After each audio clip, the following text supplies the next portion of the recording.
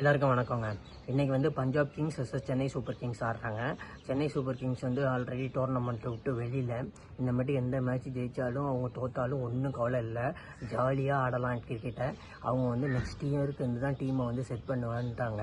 ஏன்னா ஃபிலிமிங் வந்து சொல்லியிருக்காரு, நாங்கள் ஆப்ஷன்லேயே நிறையா தப்பு பண்ணிட்டோன்ட்டு.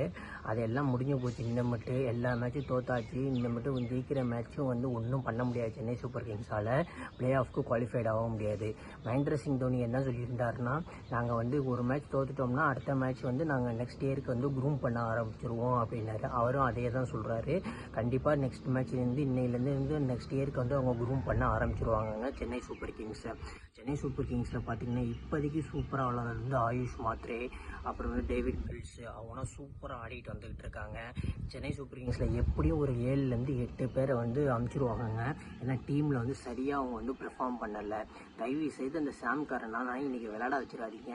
அவரெல்லாம் விளையாட வைக்கிறதுக்கு வந்து வேஸ்ட்டு. அவர் வந்து ஒன்றுமே வந்து கரெக்டாக பெர்ஃபார்ம் பண்ணலை. சாம் கரன் வந்து ஒன்றுமே பெர்ஃபார்ம் பண்ணல. அதுக்கு வேறு ஒரு யங்ஸ்டர்ஸ்க்காச்சும் சான்ஸ் கொடுத்துட்டு நீங்கள் வந்து ட்ரை பண்ணலாம். பவுலிங் போட்டாலும் 20 ரன்னு கொடுத்துட்றாரு. பேட்டிங் பிடிச்சா 20 ரன்னுக்கு 10 ரன்னுக்கு மேலே அடிக்க மாட்டுறாரு. சும்மா சாம் கரனை வச்சுக்கிட்டு ஒன்றுமே பண்ண முடியாது இந்த டீமில். அடுத்தது பார்த்தீங்கன்னா இது வந்து ரொம்ப முக்கியமான மேட்ச் வந்து பஞ்சாப் கிங்ஸ்க்கு. பஞ்சாப் கிங்ஸ் வந்து ஜெயிச்சே ஆகிற கட்டாயத்தில் இருக்காங்க. இப்போ பாயிண்ட்ஸ் டேபிளில் 5வது இடத்துக்கு வந்துட்டாங்க. முன்னாடி பாயிண்ட்ஸ் டேபிளில் வந்து டாப்பில் இருந்தாங்க. இப்போ டாப் 4ல் கூட அவங்களுக்கு இடம் இல்லை. பஞ்சாப் கிங்ஸ் வந்து மஸ்ட் வின் கேமு. ஏன்னா பஞ்சாப் கிங்ஸ் வந்து லாஸ்ட் மேட்ச் வந்து மழையினால் ஒரு பாயிண்ட் வந்துருச்சு. அப்புறமேட்டு பார்த்தீங்கன்னா அதுக்கு முன்னாடி மேட்ச் வந்து தோற்று போயிட்டாங்க. இந்த மேட்ச் வந்து பஞ்சாப் கிங்ஸ் ஜெயிச்சா தான் வந்து டோர்னமெண்ட்டில் உள்ள அலைவாக இருக்க முடியும். அவங்க வந்து இன்றைக்கி வந்து 10வது மேட்ச் ஆடுறாங்க. மற்ற எல்லா டீமும் 10 மேட்ச் கம்ப்ளீட் பண்ணிட்டாங்க. இன்றைக்கி வந்து 10வது மேட்ச் ஆடுறாங்க. 10வது மேட்ச் ஆடும்போது 11 பாயிண்டில் இருக்காங்க. இன்றைக்கி ஒரு வேளை மேட்ச் தோற்றுட்டாங்கன்னா அதே 11 பாயிண்ட் தான். அப்போ வந்து அவங்களுக்கு வந்து ரொம்ப கஷ்டமாக போயிடும். அதனால் பஞ்சாப் கிங்ஸ் வந்து ஜெயிச்சு இந்த மேட்ச்சை ஜெயிச்சா தான் டோர்னமெண்ட்டு உள்ள அலைவாக இருக்க முடியும். அதே மாதிரி சென்னை சூப்பர் கிங்ஸ் வந்து சும்மாலாம் விட்டுற மாட்டாங்க, ஃபைட் பண்ணுவாங்க. ஏன்னா பயங்கரமான பேட்டிங் யூனிட் இப்போ அமைஞ்சிருக்கு சென்னை சூப்பர் கிங்ஸ்க்கு. அது ஆயுஷ் மாத்ரே, டேவிட் பில்ஸு, ஜடேஜாவோட ஃபார்ம் தான் பெரிய கன்சர்னாக இருக்குது. அது எப்படி பண்ண போகிறாங்கங்கிறத வந்து தெரியல. வர மேட்சஸில் வந்து ஜடேஜா வந்து கொஞ்சம் ஆர்டரில் வந்து மேலே அனுப்பிச்சா போதும், அவரும் நல்லா விளையாடுவாருங்க. அடுத்து வந்து பஞ்சாப் கிங்ஸை பார்த்தீங்கன்னா அவருக்கு கோச் வந்து ஆஸ்திரேலியன் பிளேயர்ஸை மட்டும்தான் பேக் பண்ணுறாருங்க. இந்தியன் பிளேயர்ஸை பேக் பண்ண மாட்டாரு. ஆஸ்திரேலியன் பிளேயர்ஸ் பார்த்தீங்கன்னா கிளென் மேக்ஸ்வெல் வந்து ஒன்றுமே அடிக்கிறதில்ல, அவரே வச்சு பேக் பண்ணிக்கிட்டு அவருக்கே சப்போர்ட் பண்ணிக்கிட்டு தெரிஞ்சுக்கிட்டு இருக்காரு. அது எவ்வளோ தூரத்துக்கு வந்து நல்லதுன்னு தெரியல.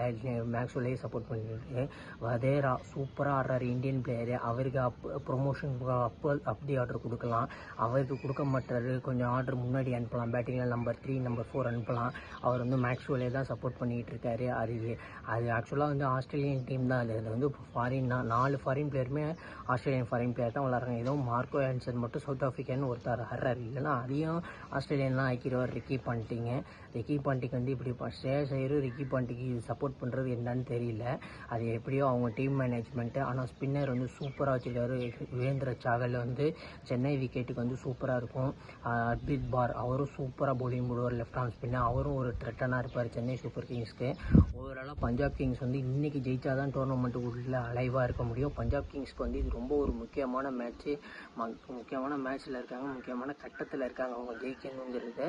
இது வந்து பஞ்சாப் கிங்ஸ் வந்து இன்றைக்கி ஜெயிச்சே ஆகணுங்க.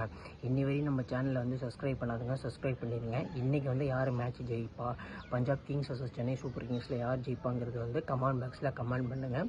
உங்களுக்கு பிடிச்ச பிளேயரை வந்து யாருங்கிறத வந்து கமெண்ட் பாக்ஸில் கமெண்ட் பண்ணுங்க. சென்னை சூப்பர் கிங்ஸ் வந்து இந்த மேட்ச் வந்து ஃபேன்ஸ்காண்டி தான் விளாட்றாங்க, வேறு யாருக்காண்டியும் விளாடலை. ஃபேன்ஸ் சப்போர்ட்டுக்காக விளாண்டுட்ருக்காங்கங்க சென்னை சூப்பர் கிங்ஸ். இந்த மேட்ச் வந்து பஞ்சாப் கிங்ஸ் வந்து ஜெயிச்சே ஆகிற ஒரு கட்டாயத்தில் இருக்காங்க.